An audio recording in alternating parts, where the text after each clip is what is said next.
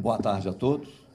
Muito grato pelo convite para participar dessa reflexão sobre política nos dias de hoje e saúde pública, em especial. Meus cumprimentos ao Antônio Anastasia e ao Romeu Zema. Registro que, nos dias de hoje, é um ato de coragem moral e cívica à disposição de cada um de concorrer ao cargo de governador, nesse quadro de tempestade perfeita de crises. Crise ética, crise econômica, crise fiscal, crise na área da gestão pública, crise econômica profunda, com estagnação em nosso Estado, e crise política. Eu sou sociólogo e antropólogo de profissão. Essa é a minha paixão intelectual. Eu fui professor de sociologia da UFMG.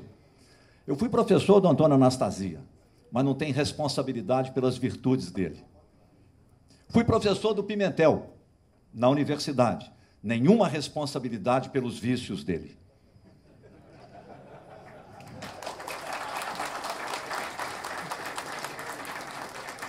Anastasia, não significa que eu vou elogiá-lo aqui, não.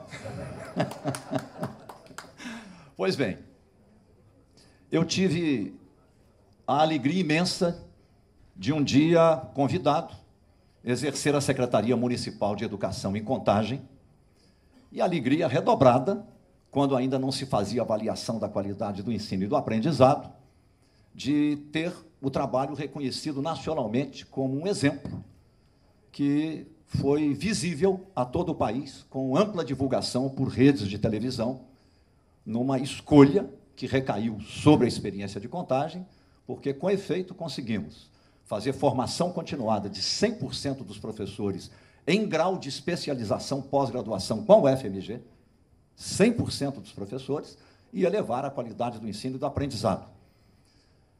Talvez por isso eu fui, curiosamente, não convidado pelo governador eleito Eduardo Azeredo, da minha geração, um amigo pessoal, lamento muito a situação na qual ele se encontra,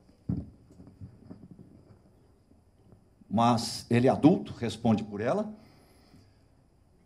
e eu fui indicado a ele pelos bispos de Minas Gerais. Alguns conheciam o meu trabalho, sobretudo o Dom Luciano Mendes de Almeida, a quem eu rendo as minhas homenagens, e indicado também pelo Colegiado Estadual de Diretores.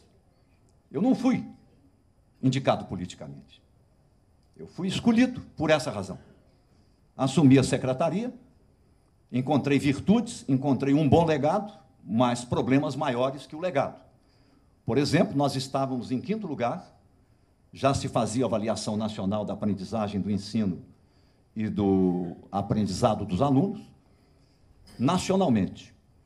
Em 2 anos, liderando uma enorme equipe de superintendentes regionais, de diretores de escolas, quase 4.500 escolas, pedagogos e professores, nós alcançamos o 1º lugar nacional.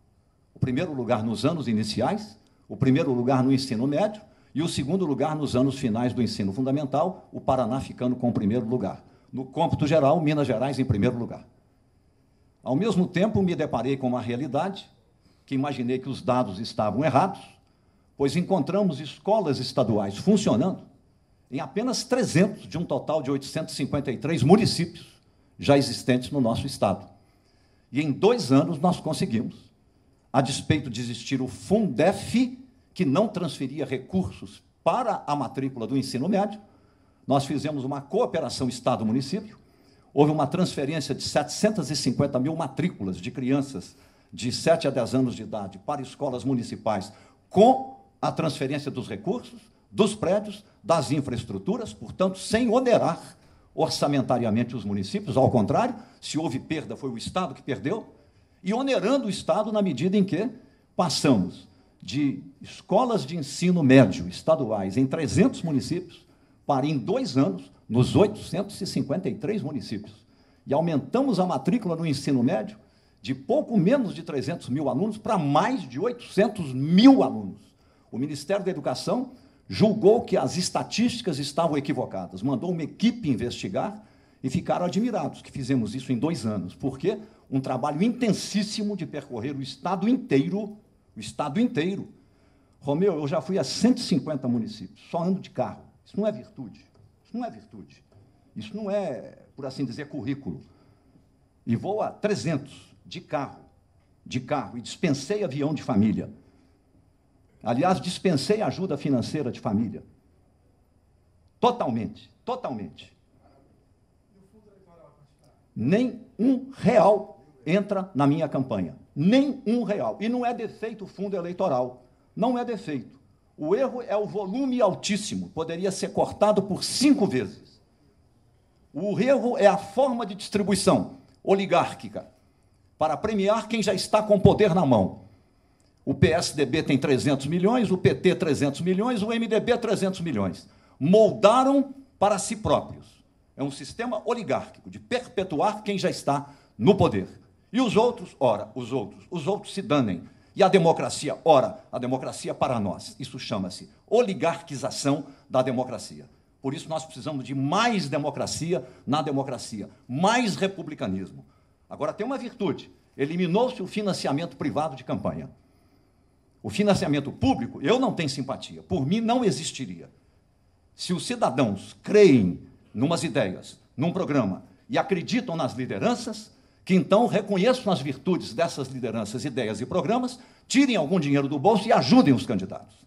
Na Alemanha, um deputado federal é eleito no voto distrital, gastando 30 mil euros numa campanha eleitoral. 30 mil euros. Os atuais deputados federais em Minas Gerais, de todos os partidos, e se houvesse algum no meu próprio partido, provavelmente estaria cometendo o mesmo erro. Não quero aqui julgar, que eu não sou tribunal do mundo. Mas os nossos deputados federais, que já têm mandato, vão gastar, no mínimo, 4 milhões de reais. Contra 30 mil euros na Alemanha, que gasta um deputado fazendo campanha. E assim por diante. Então, isso temos que mudar. Temos que mudar. Desoligarquizar. Voltando ao ponto. Conseguimos, então, implantar o ensino médio em todos os municípios mineiros, em cooperação com prefeitos, secretários municipais, sociedade civil, colegiados escolares, os educadores de um modo geral. Eu tenho orgulho disso. É um pouco da minha trajetória. Eu comecei aos 16 anos na luta contra a ditadura militar. Muitos de vocês que são muito jovens não sabem, não têm ideia do que é a ditadura militar. Quem introduziu os 80 funcionários no gabinete de um parlamentar em Brasília, ou do senhor Durval Ângelo, quando estava há pouco tempo, agora foi para o Tribunal de Contas, do PT, olha aí a oligarquia funcionando. Mandato de deputado, anos e anos e anos e anos, agora vai para o Tribunal de Contas do Estado. É a homenagem oligárquica, é isso. Quem criou isso no Brasil foi a ditadura militar. Um senador no Senadinho tinha 3 funcionários antes de 64, 3.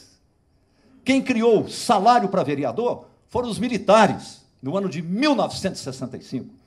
Quem criou foro privilegiado para políticos foram os militares, no ano de 1969. E, além do mais, não pode haver a crítica, não pode haver o revezamento, não pode haver cidadania. E eliminaram a chance histórica desse país, que tinha um PIB igual ao dos Estados Unidos no ano de 1800, e tinha um PIB igual ao dos Estados, igual ao da China no ano de 1970. Igual ao da China, 1970. O da China hoje é de 10 trilhões de dólares. O nosso é de pouco menos de 2 trilhões de dólares.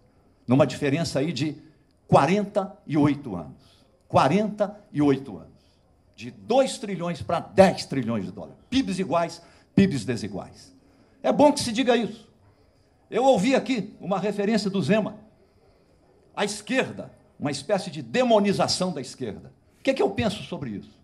A esquerda radical não sabe o que diz, não sabe o que quer, não tem rumo. Assim como a extrema-direita, que não sabe o que quer, não tem rumo. Assim como tem a direita civilizada, e nós a temos no Brasil, temos uma esquerda civilizada, ambas democráticas. Merkel, na Alemanha, é uma direita civilizada e civilizatória, que, aliás, melhor que a maioria das esquerdas moderadas e civilizadas, porque foi a única líder que teve a coragem de trazer 1 milhão de sírios perseguidos para dentro da Alemanha contra a própria opinião pública, coisa que as esquerdas não fizeram.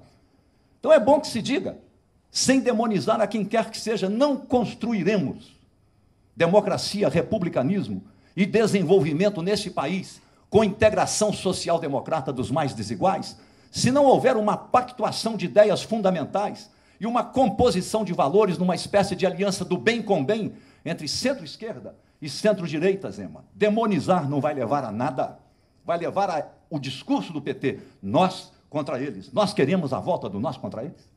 Nós queremos isso no nosso país? Eu quero a direita civilizada e aplaudo.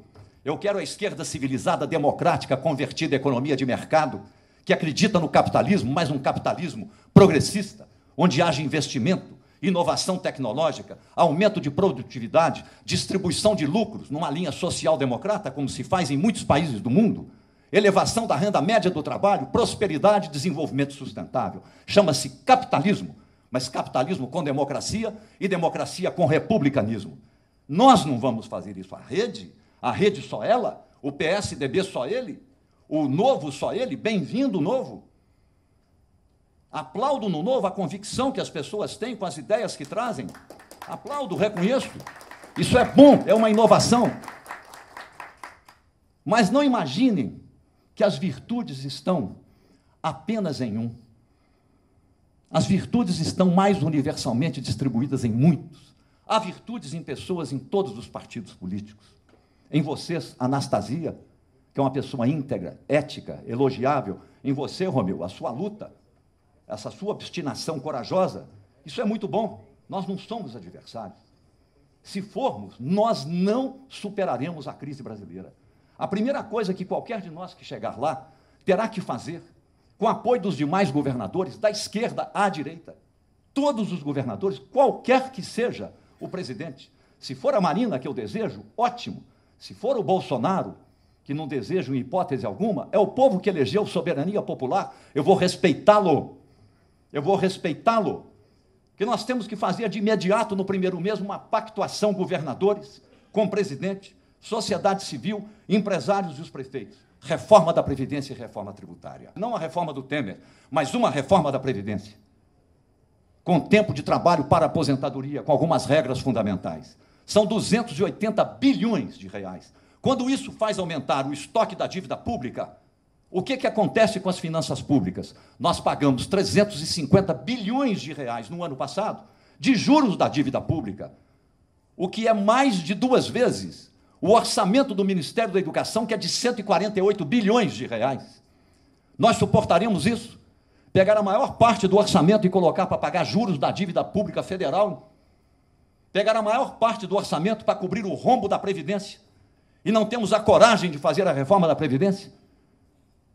Nós, como candidatos a governador, embora não o sejamos a presidente, temos o dever de colocar na ordem do dia o debate sobre a questão previdenciária, que por mais e melhor que façamos, Anastasia e Romeu, no sentido do enfrentamento da crise fiscal, nosso trabalho de enfrentar a crise fiscal e eventualmente superá-la será transformado em um zero à esquerda se não houver a grande reforma previdenciária nacional. E é muito confortável governadores esperarem que o próximo presidente faça a reforma previdenciária, como se não fosse um problema nosso, esperar que, por gravidade, a nacional impacte na estadual. O que é que nós temos hoje? Aí me permite, é um problema que os vários governadores dos diferentes partidos não enfrentaram. Não estou dizendo que devessem enfrentar individualmente, mas que se consorciassem e lutassem por isso. Esperaram que alguém pautasse o assunto para ver como é que ele iria prosperar. Hoje nós temos um problema gravíssimo em Minas Gerais. Nós temos um comprometimento com folha de ativos e folha de inativos, da ordem de 77% das receitas do Estado.